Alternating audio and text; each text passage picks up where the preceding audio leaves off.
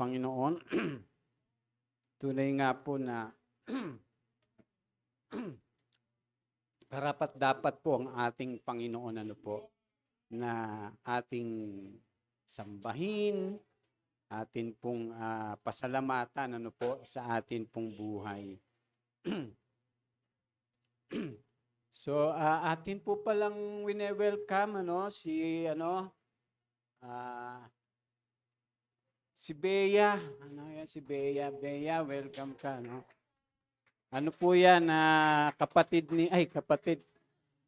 pinsan, pinsan ni, Ganon din po si Ate Mary Ann, nasa likod, ayun. Ayan po. Mga kasama ni Josie at Ate Rebecca. So, sino po ba? Marami po tayong kapatid wala ngayon, Sana makahabol pa sila. At may mga nag-chat sa akin, mga may trangkaso daw sila. Nakikiuso yata yung iba.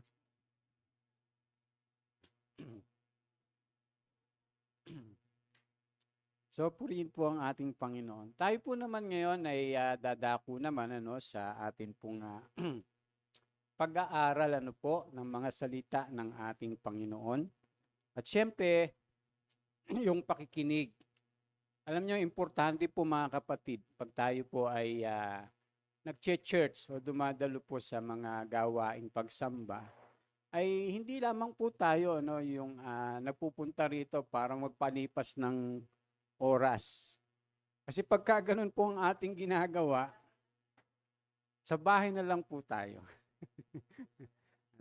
Lalo na pagka hindi tayo nakikinig, hindi natin siniseryoso yung ating pagsamba pagka tayo nagpupunta rito. Kasi wala pong kabuluhan yung atin pong pagsamba pagka hindi totoo yung atin pong ginagawa. Sabi nga po, yung tunay na karunungan hindi nagkukunwari. Diba? Hindi tayo nagkukunwari pag tayo naandito. Na parang iniisip natin na tayo nakasamba na, pero hindi naman pala. Kaya dapat po talagang ikiling po natin yung ating pakinig.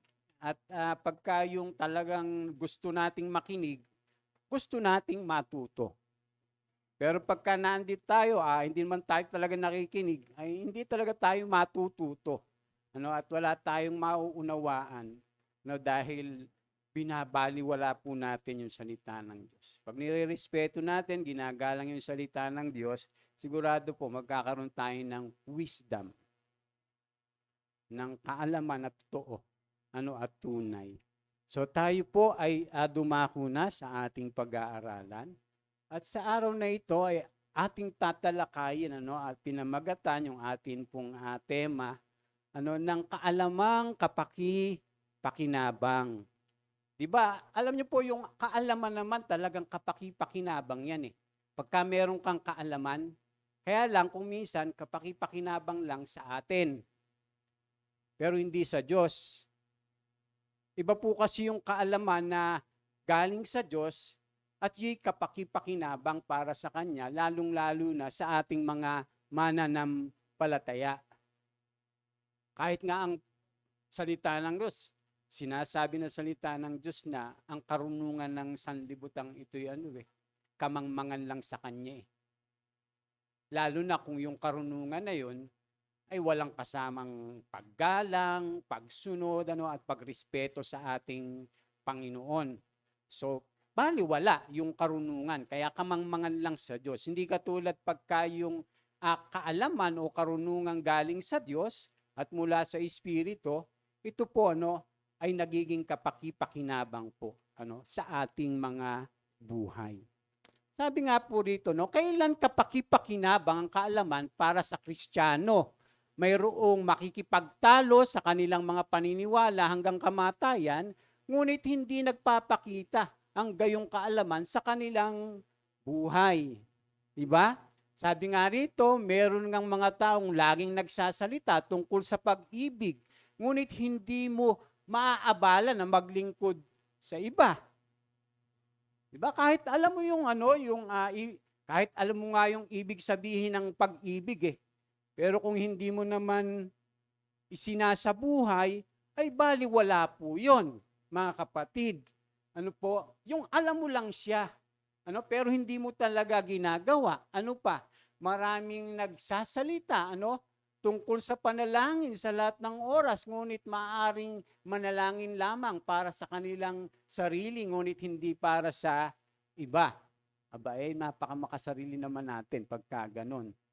Pag nananalangin tayo ng puro na lang yung ating sarili. Ano, hindi naman para sa iba. At sabi pa nga dyan, mayroon mga nag-aangking sumusunod sa Panginoong Yesus, ngunit lumalakad na salungat sa Kanya. So, ibig sabihin, kahit alam po natin yan lahat, kung hindi talaga po natin isinasabuhay, wala siyang pakinabang. Kahit mag-aral po tayo na mag-aral dito, mga kapatid, kahit ang dami-dami nating mga pinag-aaralan, yung mga natututunan, pag hindi natin isinasabuhay yun, walang kwenta po yun. Walang pakinabang po yun, mga kapatid. Kaya sa Panginoon, hindi pwede yung lamang isip o yung lamang ulo lamang, yung head knowledge. Ang daming ganyan. Ay, alam ko lahat yan, pastor. O di ba yung gano'n? Kaya yung iba, dahil sa kung alam niya na, ayaw niya nang makinig. Ayaw niya nang makinig. Pero ang totoo sa totoo, ito po mga kapatid, hindi mo alam yun. Bakit? Hindi mo ginagawa. Hindi mo alam yun. Sa Diyos, pag alam mo talaga, yung kanyang mga salita, dapat ginagawa mo yun. Kaya pagka lagi tayo nakakapakinig, nakakarinig ng mga aral, tapos nalaman mo, dahil napakinggan mo eh. Tapos hindi mo siya sinasagawa, ay narinig mo lang siya. Hindi mo talaga siya nalalaman. Kaya ang lumalabas nun, lang siya? Yung head knowledge. Kaya halimbawa, alam mo yung turo na tungkol sa pagpapatawad. Halimbawa lang. Tapos, hindi ka marunong magpapatawad. Ay, alam mo lang siya.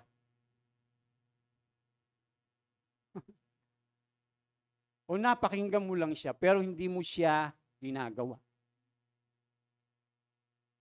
Halimbawa, alam mo yung mga yung mga aral tungkol sa pagpapakumbaba. Tapos di ka marunong magpakumbaba. Ay, mga kapatid, hindi totoo yung kaalaman na yun. Dahil hindi naman natin isinasa pamuhay. Kaya nga po sabi ni James, di ba mga kapatid, ang nakikinig ng salita, ngunit hindi naman isinasagawa, anong sabi? Dinadaya niya ang kanyang sarili. Kita niyo po, mga kapatid. Oh. Tapos na po tayo. Kaya sabi diyan, atin pong pag-aralan ngayon kung paano magiging kapaki-pakinabang ang ating kaalaman na mula sa Panginoon. Katulad nga lamang nung linggo, ano po yung tinuro sa atin? Huwag patigasin ang puso. Kaya sabi ng Panginoon, kapag narinig ninyo ang tinig ng Diyos, huwag patigasin ang inyong puso. Huwag nating patigasin. Paano tumitigas ang puso? Pag hindi tayo nakikinig, lalo na pag hindi natin ginagawa. Unti-unti, hindi mo nararamdaman, akala mo lang, hindi tumitigas ang puso mo. Akala mo lang okay kasi lagi mo napapakinggan. Pero kung hindi mo naman sinasabuhay, iniya-apply, di ba? Ay, unti-unti nang tumitigas ang iyong puso. By the way, welcome pala kay Brother Jet. Ayan, no? Na ano po yan ni ni Bethel, baka magkamali ako. Bethel. Boyfriend po ni Bethel, na pauuwi lang. Nalimutan mo yung sukat ng pako. Joke lang. Joke lang. Welcome, Brother Jethro. So, sabi nga po rito, no, babasahin po natin to na sabay-sabay, para makapagbasa uli kayo ng Biblia. Sige, babasa tayo. 1, 2, 3. Mula kay Pablo, apostol ni Kristo Jesus, ayon sa kalooban ng Diyos at mula rin sa kapatid nating si Timoteo, para sa mga taga-Kolosas na inirang ng Diyos at mga tapat na kapatid kay Kristo, sumainyo nawa ang pagpapala at kapayapaang mula sa Diyos na ating Ama. Tuwing ipapanalangin namin kayo, lagi kaming nagpapasalamat sa Diyos na Ama ng ating Panginoong Jesucristo. Nabalitaan namin ang inyong pananalig kay Kristo Jesus at ang inyong pag-ibig sa lahat ng hinirang ng Diyos dahil sa pag-asang makakamtan ninyo na inihanda para sa inyo doon sa langit. Nalaman ninyo ang tungkol sa pag-asang ito nang ipangaral sa inyo ang salita ng katotohanan, ang magandang balita na dumating sa inyo. Ito'y lumalaganap at nagdadala ng pagpapala sa buong daigdig, tulad na nangyari sa inyo mula nang marinig at maunawaan ninyo ang katotohanan tungkol sa kagandahang loob ng Diyos. Natutunan ninyo ito kay Epapras, ang aming kamanggagawa, isang tapat na lingkod ni Kristo at kinatawan ninyo. Sa kanya namin nalaman ang tungkol sa pag-ibig na pinagkaloob nyo sa inyo ng Espiritu. Kaya't mula nang marinig namin ito, patuloy naming dinadalangin sa Diyos na sana'y ipaunawa niya sa inyo ng lubusan ang kanyang kalooban sa pamamagitan ng karunungan at pangunawang kaloob ng Espiritu.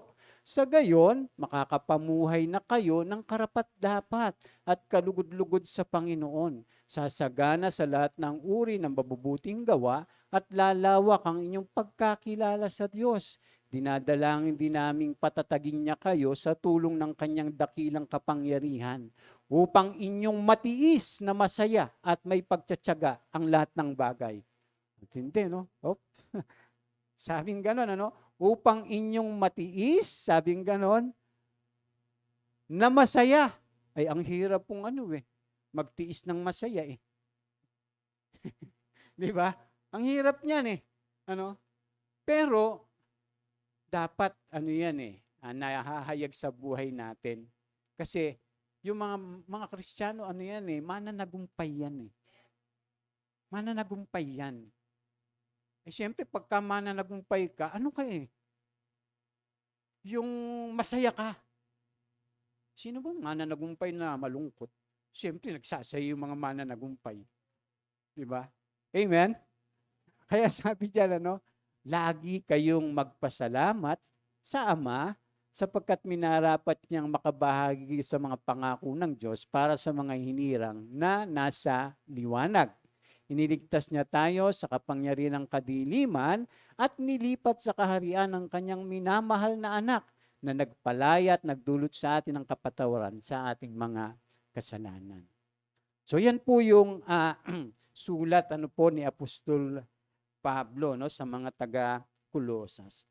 At nababanggit niya at binanggit niya yung tungkol sa karunungan na kung saan ay ang gusto niya, ang panalangin niya ay maunawaan po natin itong mabuti. Yung karunungan na yan nakaloob na mula sa Espiritu Santo. Kaya atin pong tatalakayin yung kailan kapaki-pakinabang ang kaalaman tungkol sa Diyos o yung karunungan na nanggagaling po talaga sa ating Panginoon. Unang-una po, sabi diyan, kapag ito ay mula sa karunungan at pangunawang kaloob ng banal na Espiritu. So ibig sabihin, yung pong kaalaman o karunungan, hindi ka naman pwedeng magkaroon ng karunungan kung wala kang kaalaman? Ano? Siyempre, pagka meron kang kaalaman, meron kang karunungan. Mga kapatid. Pero sabi po ni Apostol Pablo, dapat po yung ating karunungan at kaalaman ay mula sa karunungan at pangunawang kaloob ng banal na Espiritu. Kaya napakahalaga po yung tayo nagpapasakop talaga sa Diyos eh. Yung nagpapasakop sa banal na Espiritu. Para lang tayo magkaroon ng tunay na karunungan at kaalaman, kailangan talaga natin ipasakop yung ating buhay sa salita ng Diyos. Yes. Kaya kahit alam mo yung mga salita ng Diyos, pero hindi ka nagpapasakop doon, ay walang kwenta po iyon. Hindi iyon magiging kapaki-pakinabang sa iyo. At hindi rin magiging kapaki-pakinabang sa church o sa lahat. Minsan pa nga, magiging ano ka eh, katitisuran eh. Minsan, magiging hadlang ka pa eh. Halimbawa, mga kapatid, alam natin yung turo tungkol sa pagkakaisa. Lagi natin naririnig yon. Pero hindi ka nakikiisa talaga. Di ba? Kahit alam mo yun, pero hindi mo ginagawa, ay, baliwala po lahat yun. Kahit alam mo yung huwag kayong umayon sa takbo ng sanlibutang ito. Di ba? Pero ang ginagawa mo naman, kontra o laban doon sa sinasabi. Pero alam mo yun. O, paano ka magiging, blessing? Kahit alam mo na, kaya nga mga kapatid, alang-alang sa masaganang abag ng Diyos, ialay ni ang inyong sarili bilang haing buhay, banal at kalugod-lugod sa Kanya. Kahit alam mo yon, kahit nga binabasa mo nga palagi eh, pero hindi mo ginagawa, ay, hindi ka makakasamba ng tunay sa Diyos. Kasi ang tunay na pagsamba ay yung pag-aalay ng sarili. Kaya yung gagawin mo rito na pagsamba, ay para nag-aano ka lang, kukunwari. Mga kapatid. So, hindi siya nagiging kapaki-pakinabang. Kaya napakahalaga na yung ating buhay ay talagang ipapailalim natin. Ipapasakop natin sa kapangyarihan ng banal na Espiritu. Di ba sabi nga sa Lumang Tipan, ang pagkatakot kay Yahweh ay pasimula ng karunungan. Kaya kung talagang tayo may takot sa Diyos, may takot sa Espiritu Santo, nagpapailalim tayo doon sa kapangyarihan niya, ay sigurado magkakaroon tayong karunungan. Mga kapatid, kaya sabi ni Apostol Pablo, kaya't mula na marinig namin ito, patuloy namin dinadalangin sa Diyos na sana'y ipaunawa niya sa inyo ng lubusan ang kanyang kalooban sa pamamagitan ng karunungan at pangunawang kaloob ng Espiritu. Tingnan niyo po. Iba po pala talaga yung pangunawa at karunungang kaloob galing saan? Sa Espiritu. Sa Espiritu ng Diyos. Kaya po pala, pag yung tao talaga ay nagpapasakop sa banal na Espiritu, namumuhay sa gabay ng banal na Espiritu,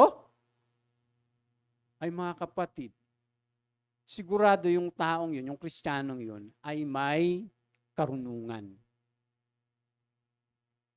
Opo. Kasi napakaraming nagsasabing Kristiyano, alam yung mga salita ng Diyos. Ang problema, hindi ipinapamuhay. Kaya hindi nagiging malinis yung pamumuhay. Hindi nagiging banal yung pamumuhay. Hindi nagiging karapat-dapat yung pamumuhay. Bakit? Kasi nga, hindi nila pinapasakop talaga yung kanilang buhay sa salita ng Diyos. O sa Diyos mismo, o sa banal na Espiritu. Sabi nga po dyan, sabi dyan, sumulat si Pablo sa mga taga-Kolosas upang pabulaanan yung mga turong Gnostic o yung Gnostiko. Mga portion po yun, teaching, na itinuro sa kanila. Meron po kasing nakakapasok, pag binasa niyo yung aklat ng Kolosas, meron po mga nagtuturo doon, mga Gnostic teaching kung tawagin. Itinayo po ni Epapras yung church. Ngunit dumating po yung mga Gnostiko, ng mga teacher na nagtuturo sa kanila ng mga maling aral na naglalayo sa kanila mula sa pagiging simple ang pananampalataya gaya ng pinangaral sa kanila.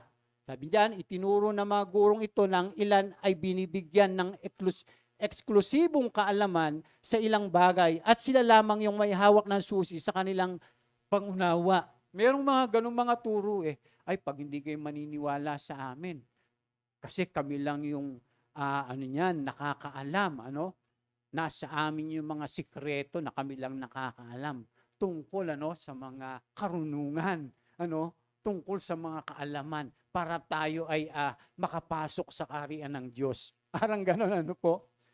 Para yung mga nagtuturo ngayon, ang dami pong ganyan na sila lang daw yung binigyan ng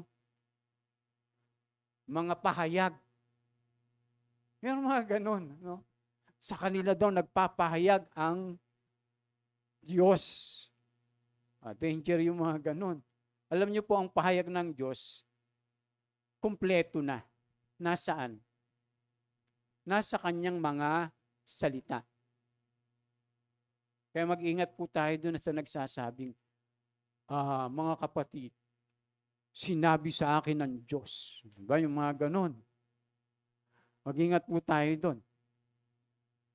Walang gumagawa nun sa atin dito. Walang nagtuturo, nangangaral dito ng ganun.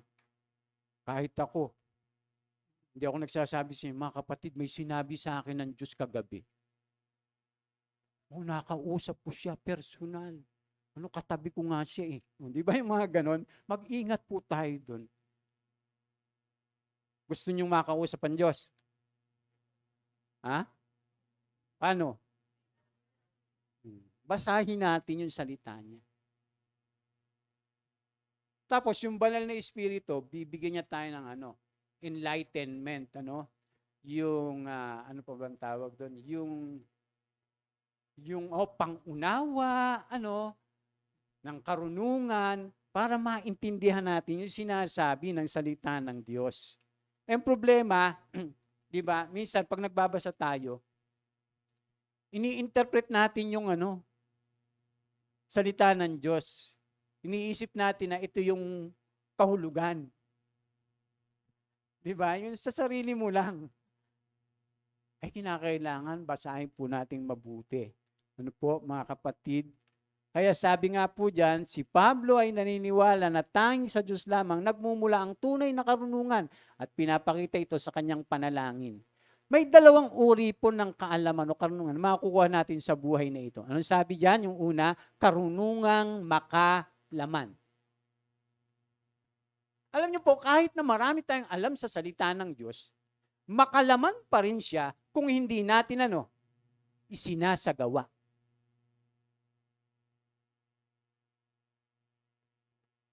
Nagiging makalaman pa rin siya.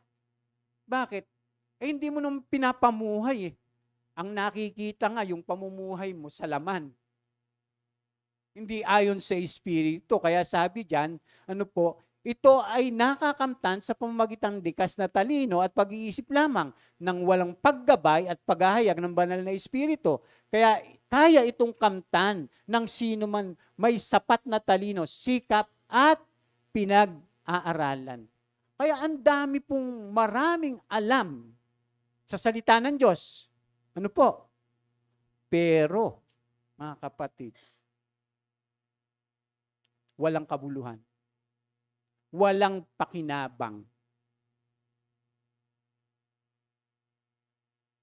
Kahit alam po natin yung mga salita ng Panginoon, Kahit nga yung mga Pariseo nun, alam naman yung mga salita ng Diyos.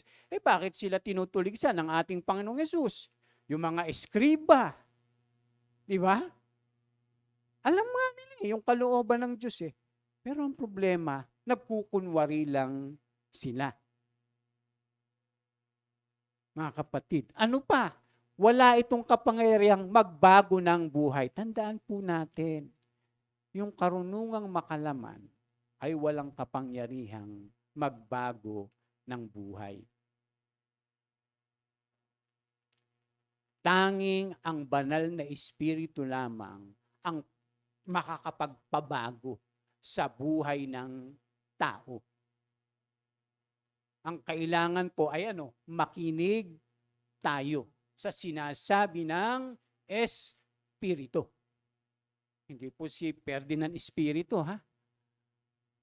Kundi yung sinasabi ng salita ng Diyos. Amen? Amen? Ang ganitong dunong ay nagpapaging palalo sa isang tao. Oo nga naman, ang daming mga marurunong, napakayayabang. Pangit man pakinggan. Tayo nga, nagkaroon lang ng konting kaalaman sa Bible, minsan, mag-ingat tayo. Sabi nga, little knowledge. Dangerous. Little knowledge. Konting kaalaman lang.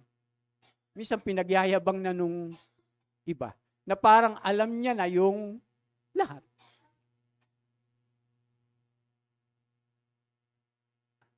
Kaya yung pong kaalamang makalaman, nag-aano yan eh. Nagpapataas sa tao.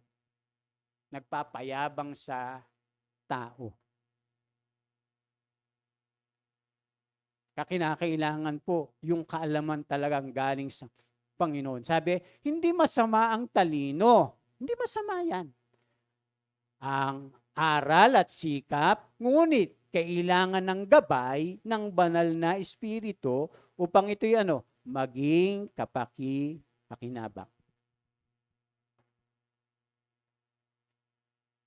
Halimbawa, o yung mga estudyante dito, di ba? Nag-aaral kayo. Tapos nakapagtapos na kayo. Tapos pag kayo nakapagtapos, tapos yumabang na kayo. Yun yung mahirap. Pag nakapagtapos ka na, yung naging mataas na tingin mo sa sarili mo, yung ampiling mo, yung kailangan ng kausap ko, kalibel ko lang.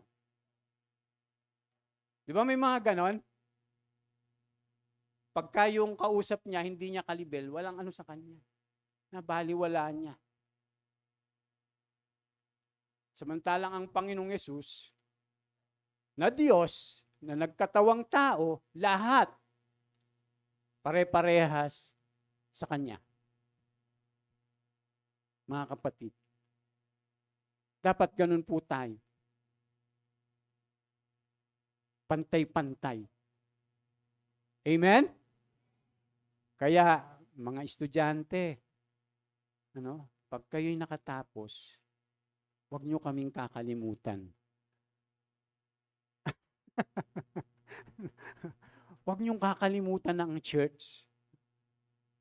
Huwag niyong kakalimutan ang salita ng Diyos. Kasi walang ibang paraan para maging kapaki-pakinabang yung lahat ng meron tayo. Malibang tayo ay namumuhay at sumusunod sa patnubay ng banal na Espiritu. Mga kapatid. Amen?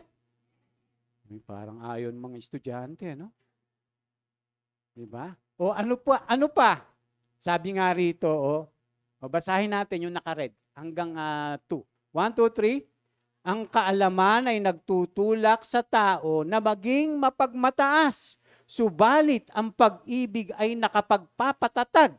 Ang nag-aakalang may nalalaman siya ay hindi pa nakakaalam ng dapat niyang malaman. Ay naku mga kapatid, Sabi po ni Apostol Pablo, ang kaalaman ay nagtutulak sa tao na maging mapagmataas. Pero ang pag-ibig, subalit ang pag-ibig, tinan niyo po, importante po, no? Na pag tayo po ay naging marunong, naging matalino, naging mahusay, gumaling, nagkameron tayo ng ganito, ng ganire, sa buhay. Pero yung pag-ibig, wag po nating kakalimutan. Kaya lang, problema, yung iba, alam yung pag-ibig. Alam nga minsan yung kahulugan ng pag-ibig . Ano ba yung pastor na pag-ibig ang tinutukoy mo? Yung puppy love? Ganun? Ha? Hindi po, ito po yung pag-ibig ng Diyos. Di ba sa Biblia, itinuro po ni Apostol Pablo yung salitang pag-ibig. Ano po kahulugan ng pag-ibig? Ang pag-ibig ay matyaga, magandang loob, hindi maiinggitin. Yan. Nakita mo lang yung kapitbahay mo na may bago, gusto mo, meron ka rin bago. Di ba? Hindi mayabang. Tingnan niyo po, mga kapatid. Pero ang sabi ni Apostol Pablo, ang kaalaman ay nagtutulak sa tao na maging mataas. Pero pag meron kang pag-ibig, hindi dapat ganun. Kasi ang pag-ibig, hindi mayabang, hindi mapagmataas man, hindi magaspang ang pag-uugali, hindi makasarili, hindi magagalitin, o mapagtanim sa kapwa. Kaya pagka ikaw, halimbawa, yung marami kang pinagdaanan sa buhay. Tapos, siyempre, nagiging ka. Minsan,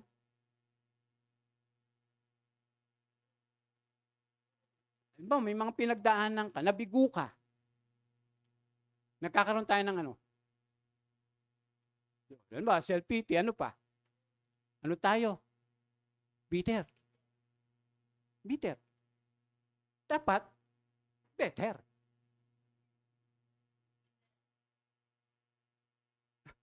Natatuwa siya.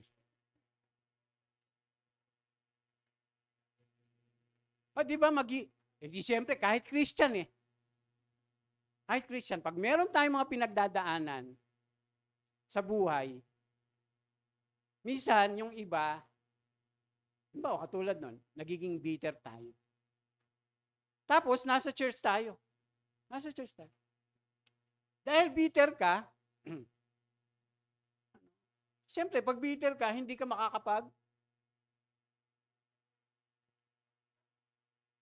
patawad.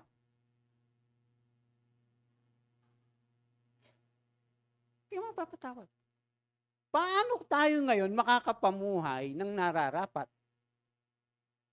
Kung meron tayong ganun.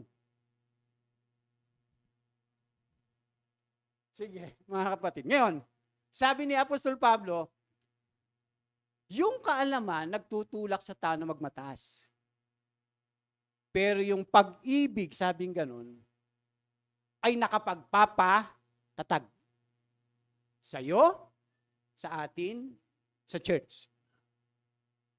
Kaya pag wala nun, di ba? Pag wala nun, pero alam mo yung salitang pag-ibig. Alam mo nga yung kahulugan pero hindi mo ginagawa. Paano ka magiging matatag? Baka nga yun ang maging dahilan para mawala ka. Sige. Tama, hindi. Dahil pag bitter ka na, ayoko na. Di ko na kaya. Pero pag better Christian ka, hindi ka bitter. Di ba? Alam mo yung ibig sabihin ng pag-ibig. At hindi lang alam mo, kundi higit sa lahat, ginagawa mo. Kaya anong mangyayari sa'yo? Magiging matatag ka. Magiging matatag tayo. Magiging matatag yung church. Mga kapatid, Kaya baliwala yung kaalaman sa salita ng Diyos. Ano? Kung hindi tayo pinapatnubayan ng banal na Espiritu. Tandaan natin na ang bunga ng Espiritu, ang pinakaunang-una, ayan o, kita nyo, pag-ibig. Yun yung bunga ng Espiritu. Love.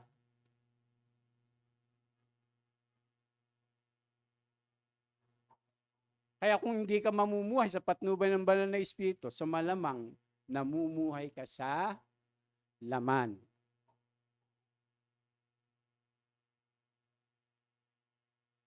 Kasi yung iba, akala nila, ganun-ganun lang yung yung salita ng Diyos, na parang babasahin lang, papakinggan lang. Ay, hindi mga kapatid.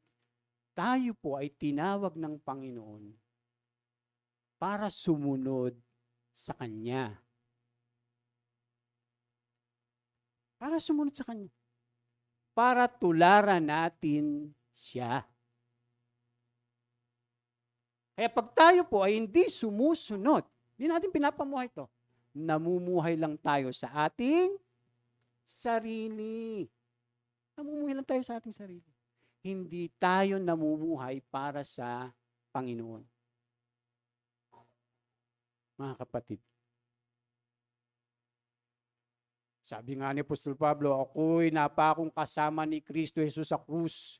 Kung ako may buhay, hindi na ako ang nabubuhay sa aking sarili. Kita niyo po.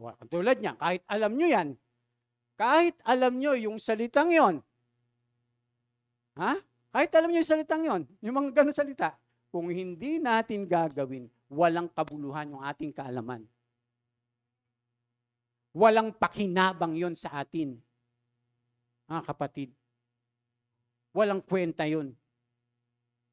Nagiging kapaki-pakinabang lang yung kaalaman, yung karunungan na galing sa Diyos, kung ating ipinapamuhay yung mga salita ng Diyos. Kailangan yung kaalaman natin galing sa Espiritu. At kung galing sa Espiritu yan, dapat nagpapailalim tayo at nagpapasakop sa banal na Espiritu. Ano pa po? Sabi diyan? Yung karunungang spiritual naman, sa panalangin ni Pablo, hiniling niya para sa mga taga-Kulosa. Ang sila ay mapuspos ng dunong at pangunawang kaloob ng banal na Espiritu. Ito ay maaring kamtan ng lahat ng mananampalataya, tulad na rin ng inaasam ng apostol. Pwede bang makamtan natin ito lahat? Yung karunungang spiritual? Yes. Kaya lang yung iba, hindi ganun. Hindi lahat nakakamtan yon. Bakit? Hindi namumuhay sa Espiritu, kundi namumuhay lang sa kanyang sarili. Paano tayo magkakaroon ng karunungan galing sa Panginoon? Kung ganun. Kaya sabi diyan, ito ay nagdudulot ng kaalaman ng kalooban ng Diyos at kagustuhang sundin ito. Basta't galing sa Espiritu. Alam niyo, yung sumusunod sa patnubay ng banal na Espiritu, talagang sabi nga dyan talagang sisikapin mong makasunod sa kalooban ng Diyos. Tapos ang sabi dyan, yung meron tayong desire na sundin talaga yung mga salita ng ating Panginoon. Ano pa sabi dyan? Hindi kaya karamihan sa dunong ng tao ngayon sa relihiyon ay panglaman lamang? Tingnan, sa halip na spiritual. Bakit? Kaya hindi nababago ang asal at buhay ng marami?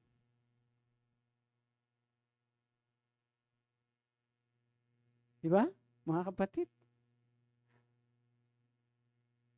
Kasi pagka talagang yung karunungan po natin ay mula sa Espiritu, mababago at mababago yung ating asal at pag-uugali, yung ating buhay. Kasi nagpapailalim tayo sa kapangyarihan ng salita ng Diyos. Kaya pagka tayo may karunungang spiritual, ito mga kapatid, madaling malaman pagka nag-go-grow ka spiritually. Alam niyo kung paano? Marunong kang mag-distinguish. O nahatulan mo kung masama ito o mabuti.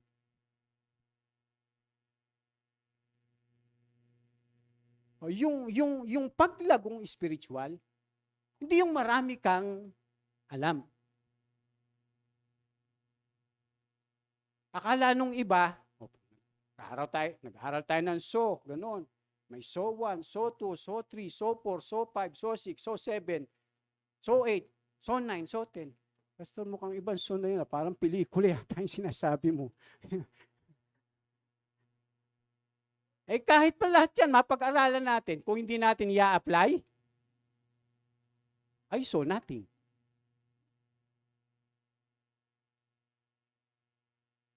Mga kapatid, malago ang isang Kristiyano. Ito po, simple lang po, no? Lumalago tayo, mga kapatid. Kapag ka tayo po, no, nagsasalita ka, alam mo na mali yung sinasabi mo. Halimbawa, nag-a-advise ka, dapat alam mo na tama at mali yung sinasabi mo.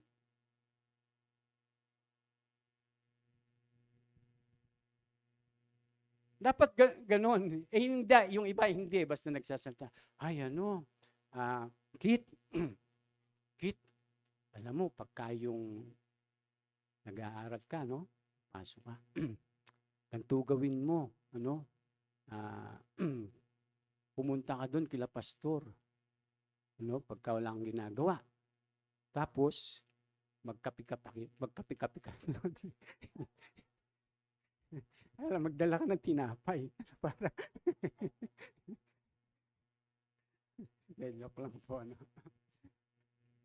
Pero ganun po yung mga kapatid, yung malagong Kristiyano, sinasabi ng Biblia, doon sa Hebrews, sinasabi doon sa Hebrews 5, wala akong Bible dito, 13, yung kaya mo nang anuhin, kaya mo na siyang hatulan, yung mabuti at masama. Yung iba, yung may mga ginagawa kasi tayo, kahit sa church, sa mga kapatid natin sa pananampalataya, sa mga kasama natin, yung nagsasalita ka, nag-a-advise ka, nagtuturo ka, basta salita ka lang na salita. Hindi mo siya iniisip kung tama ba o hindi. Basta makapagsalita ka lang. Diba? Pagka ganun lang tayo, para lang tayo mga unbeliever na mag-a-advise sa iyo, di ba? Parang ganun. Na hindi iniisip, hindi pinag-aaralan. So, ibig sabihin, hindi mo pa nadidiscern kung ano yung mabuti sa masama.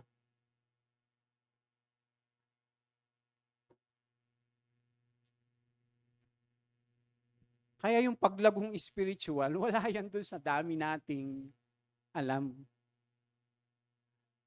Kaya nga sabi po ni Apostol Pablo, yung kaalaman, nagtutulak sa tao kuminsan na maging mataas lang. Pero yung pag-ibig, nagpapatatag yun.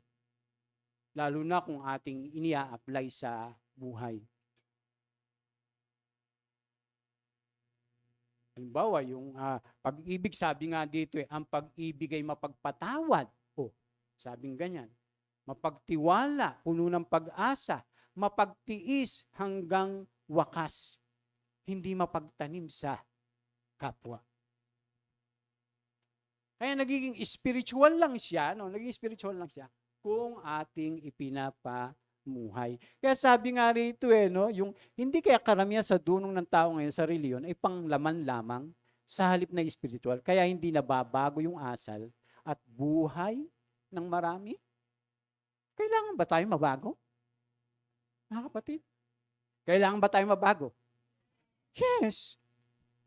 Kailangan natin mabago. Kailangan nating matulad sa ating Panginoong Jesucristo. Ay paano naman tayo mababago kung tayo naman po ay mabubuhay lang palagi sa ating sarili? At hindi tayong papailalim sa kapangyarihan ng banal na Espiritu o ng salita ng Diyos. Once na ang tao ay namumuhay sa salita ng Diyos, namumuhay siya sa patnubay ng banal na Espiritu. Pero pagka ang tao ay namumuhay lang sa kanyang sarili, namumuhay siya sa laman. At kung ang dami mong alam sa salita ng Diyos, walang pakinabang yung kaalamang yun. Walang kwenta, mga kapatid. Amen?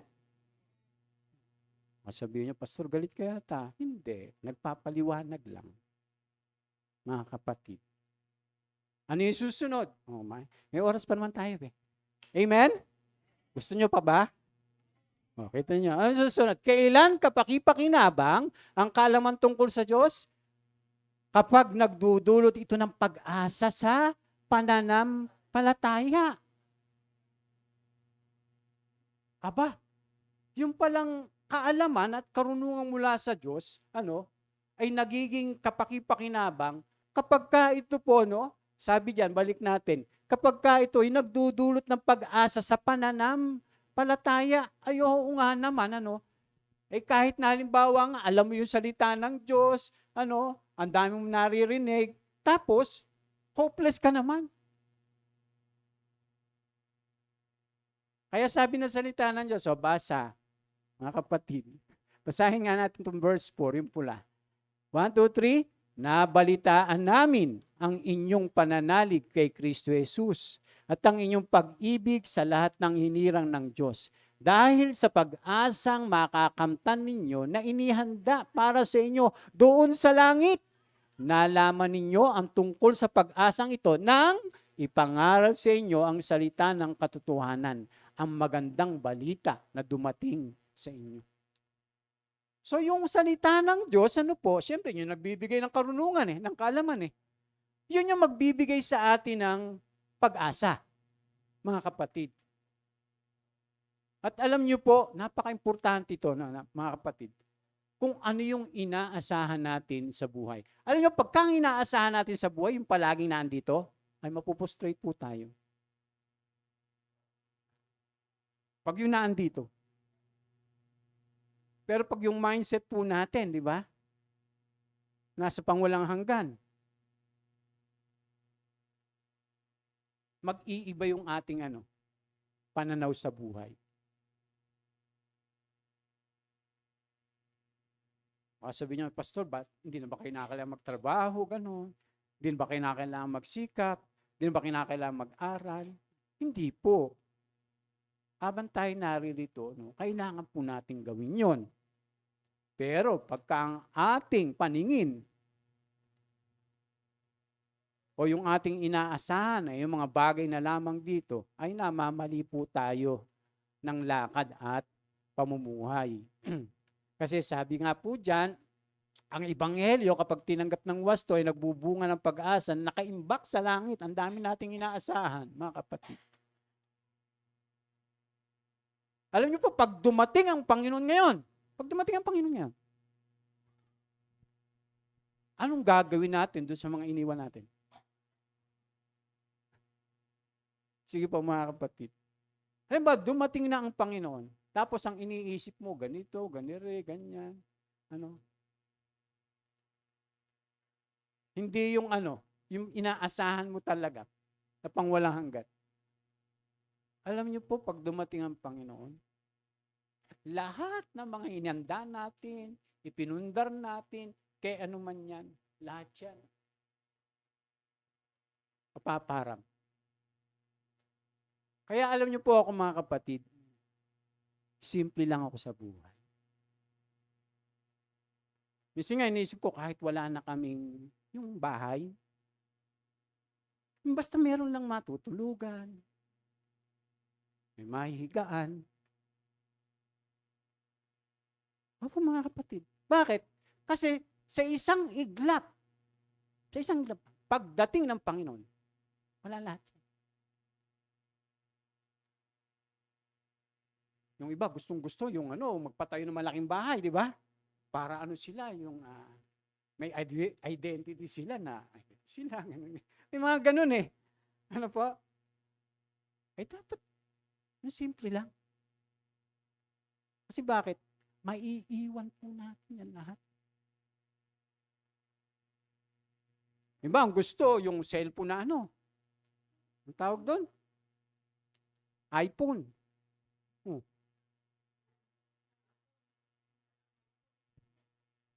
Ako, para magkaroon ng iPhone, kailangan ko mag-ipon. Tapos, doon sa iPhone, ano ang gagamitin mo ron? Facebook, YouTube, tsaka yung tawag. Tapos, naka-iPhone ka. Tapos, yung akin, ano lang? Ha? Hindi, yung Vivo. Mas magaling sa akin, Bibong Vivo.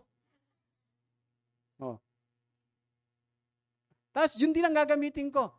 Facebook, YouTube, ang tawag. Pag may iPhone ka, hindi naman, naka-iPhone ako. Habang naglalakad ka, ito, iPhone ang gamit ko. Lagi naman nakatago yun sa Delikado pa nga pagka nakalabas eh. Bakit ka ngayon sisirain mo yung isip mo na magkarmero ng ganito, ganyan? Mga kapatid. Pare-parehas lang yung gamit. Pag napagawa ka ng malaking bahay, halimbawa, yung malaking bahay, alam niyo po ba, 70% lang doon ang nagagamit. Katulad sa iPhone. Laki-laki ng bahay mo, tapos naandun sa Tapos ang ginagamit mo lang yung kwarto mo, yung Hindi naman lahat. Hindi mo naman tutulugan yung mga naandun sa kapatid. Gusto ko lang maintindihan nyo na sa buhay, makontento tayo kasi yung tinuturo na salita ng Diyos minsan nga sa hindi natin pagkakontento, tayo, nadidesperado tayo na gawin yung ganito, ganire, magkameron tayong ganito. Samantala, ang tinuturo lang ng Panginoon ay masiyahan na kayo may kinakain at dinakamit. Ganun lang. Kung magkameron kayong ganyan, ganire, ganun, by praise the Lord. May bonus sa inyo si Lord. Amen? Ganun lang po mga kapatid. Huwag natin pahirapan yung ating mga sarili. Ako ganun lang mag-isip mga kapatid.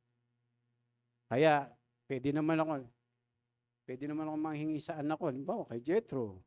Nak, baka pwede naman Hindi ko ginagawa yun. Kay Joshua, hindi ko ginagawa yung mga ganun. Diba? Bagamat meron man sigurong, wag na lang, baka magdrama pa tayo. Sabi dyan, diba? Ano ba yung binubunga ng pag-asa at pag-asam sa buhay? Ang pag-asang ito ay nagbubunga ng pananampalataya sa Diyos at pag-ibig sa kapwa. Kasi sabi nga, pag-ibig at pananampalataya ang katibayan ng pag-asa at makadiyos na ang makadiyos na karunungan. Kaya sabi po ng salita ng Diyos, di ba? Dahil sa pag-asang makakamtan ninyo na inihanda para sa inyo doon sa langit. Nalaman ninyo ang tungkol sa pag-asang ito nang ipangaral sa inyo ang salita ng katotohanan, ang magandang balitang dumating sa inyo. Alam niyo po yung karunungan galing sa Panginoon. Magkakaroon ka talaga ng mabubuhay yung pag-asa mo Hindi dito. Kundi yung pag-asa talaga sa walang hanggan. Pagka naiintindihan mo sa kabuuan, yung sinasabi ng salita ng Diyos. Kaya hindi ka maaano sa buhay, yung parang nagiging desperado ka, ganon. Hindi mangyayari yon. Kasi masaya ka, maligaya ka, may kagalakan ka, mga kapatid, na galing doon sa pag-asa na pinagkaloob sa atin ng Panginoon. Yun yung nagagawa ng karunungan. Kaya pagka yung karunungan lang natin, galing dito sa sanlibutan, napakarami nating yung parang sabi nga sa salitang nagkakaloko-loko, sabi nga nila, nagkakaleche-leche, parang gano'n, Kasi napuprostrate ka eh. Gusto mo to, gawin to, magkameron. Mga kapatid, samantalang ang sabi lang eh, makontento tayo. Ano ba, naghanda ka, kumain ka ng, lang, hap-hap lang, okay na yun. Ano ba, yung kalahating lechon, okay yun.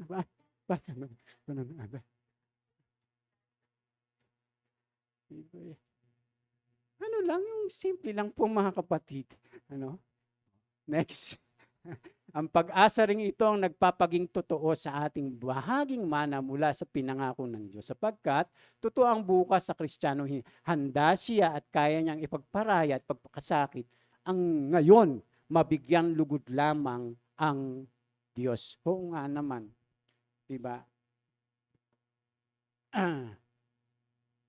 Kaya nating ipagpakasakit yung ngayon. Kahit ang dami pa nating mga pinagdadaanan sa buhay.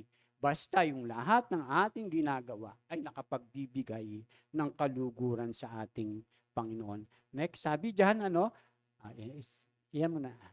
So, kailan nagiging kapaki-pakinabang ang kaalaman tungkol sa Diyos? Sabi dyan, kapag ito ay nagdadala sa mabungang pamumuhay. So, dapat nagiging mabunga pala talaga tayo. Kapag kayong karunungan na mula sa Diyos, ay meron tayo. Kaya sabi ng salita ng Diyos, sa gayon, makakapamuhay na kayo ng karapat-dapat, kalugod-lugod sa Panginoon, sasagana sa lahat ng uri ng mabubuting gawa, at lalawak ang inyong pagkakilala sa Diyos. Ayan po. So, ibig sabihin, nagiging fruitful. Yung atin pong buhay, pananampalataya. Yan yung nagagawa ng karunungang galing sa ating Panginoon. Sister, sabi diyan, ang spiritual na kaalaman ay humahantong sa pagiging mabunga sa buhay at pag-uugali. Ang layunin ng pag-alam o ng kaalaman ay hindi para magmalaki kundi baguhin ang buhay ng tao pang siya ay mamuhay ng karapat-dapat at kalugod-lugod sa harapan ng Panginoon. Saan dapat humahantong ang kaalaman o karunungan? Sabi diyan, sa mabubungang pamumuhay. Ang tamang karunungan ay laging nagbubunga ng mabuting gawa sa buhay. Ito ay nagiging kaluguran sa Diyos. Amen po?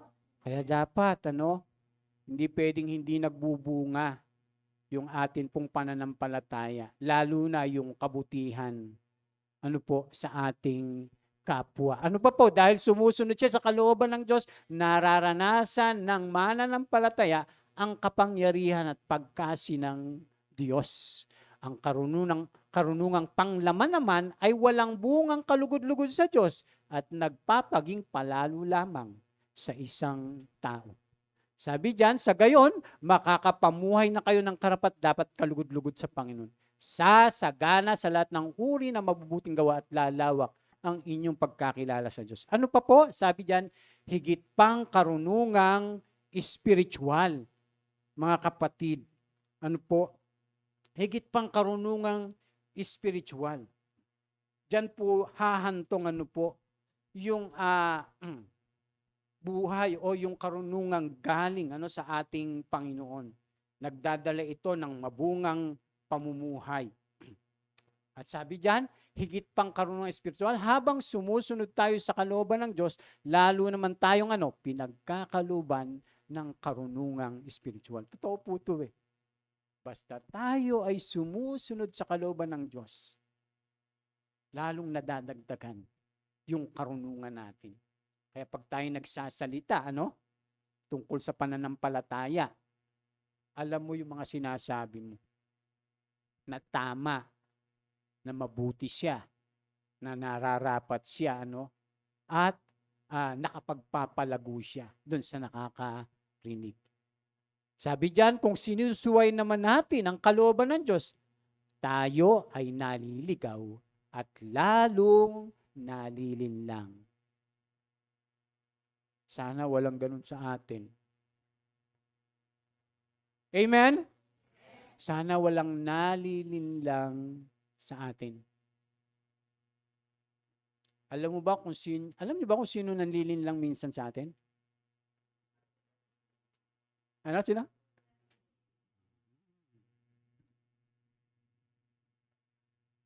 Sarili. Tapos sisisihin natin magkakamot ng ulo si Satanas. Kayo mga Kristiyano talaga kayo. Ano? Kagagawan nyo naman yan. Ako pa sinisisi nyo. Diba? Samantalang sabi ng salita ng Diyos, ang nakikinig ng salita ng Diyos at hindi isinasagawa ay dinadaya niya ang kanyang sarili. Tayo nanlilin lang minsan. Ganito minsan. Paano mo nililin ang sarili mo? Iniisip mo na tama yung ginagawa mo. Tama hindi. Nililin lang natin ang sarili natin. Kahit alam mo na mali, pero sa'yo, tama. Kahit alam natin na masama, pero sa'yo, mabuti pa. Samantalang mayroong pamantayan ng Panginoon kung ano yung mabuti at masama, kung ano yung tama at mali. Pag hindi tayo mamumuhay sa salita ng Diyos, mamumuhay lang tayo sa ating sarili, malinin lang talaga tayo ng ating mga sarili. Sabi diyan, sa gayon, makakapamuhay kayo ng karapat-dapat, kalugod-lugod sa Panginoon, sasagana sa lahat ng ng mabuting gawa, at lalawak ang inyong pagkakilala sa Diyos. So mag-go-grow pa tayo pag sumusunod tayo sa kalooban ng Panginoon. Kaya sabi ng ating Panginoon, ang tumatanggap sa mga utos ko, tumutupad nito ang siyang umiibig sa akin. Ang umiibig sa akin ay iibigin ng aking Ama. Iibigin ko rin siya at ako'y lubusang magpapakilala sa Kanya. Gawin mo yun? Alam niyo po, ang Panginoong Yesus po pala, lubusang nagpapakilala lang sa mga sumusunod. Kaya pag nag-share ka tungkol kay Lord, di ba? Dahil sumusunod ka, yung sinasabi mo, sigurado ka.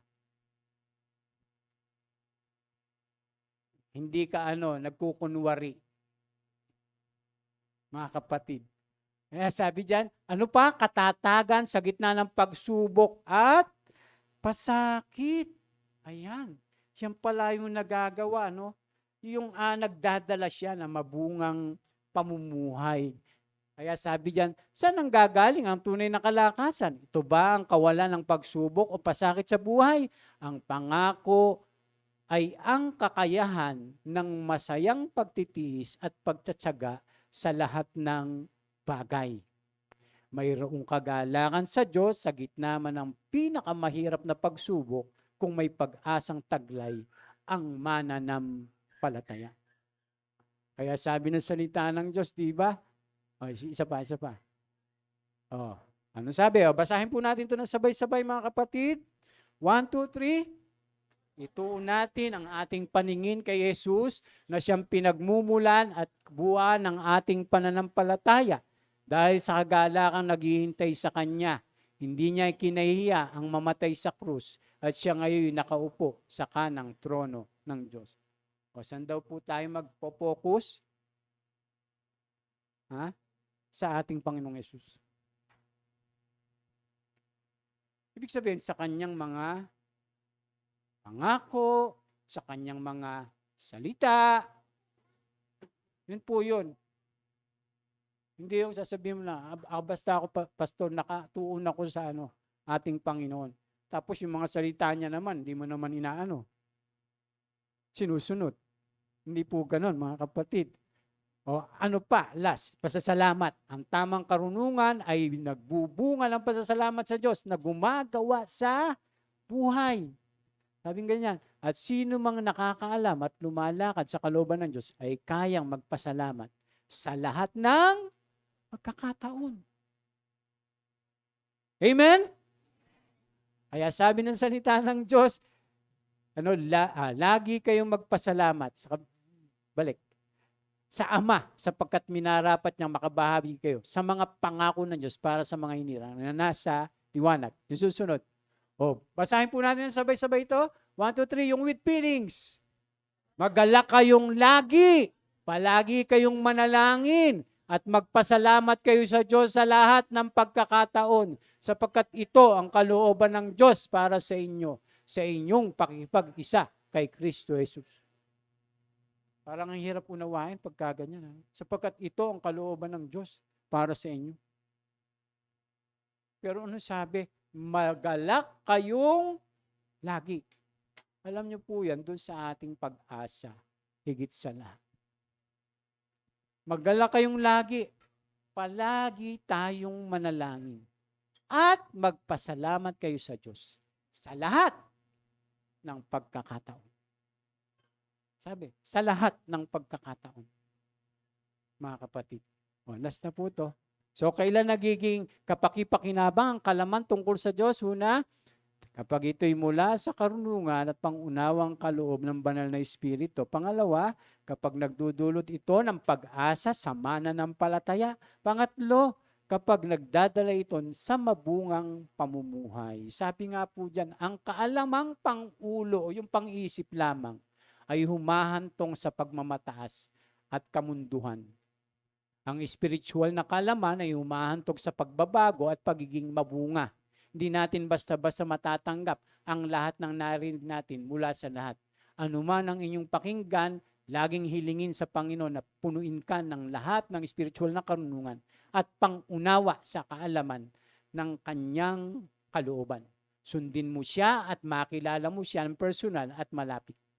Ang bunga sa sarili, ang katibayan ng spiritual na kaalaman na natatanggap mula sa Kanya.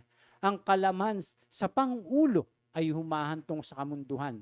Ang spiritual na kaalaman ay humahantong sa pagiging katulad ng ating Panginoong Yesus. Amen? Ayan, palakpakan po natin ang ating Panginoon. Kaya pagsikapan po natin mga kapatid, yung mga kaalamang spiritual.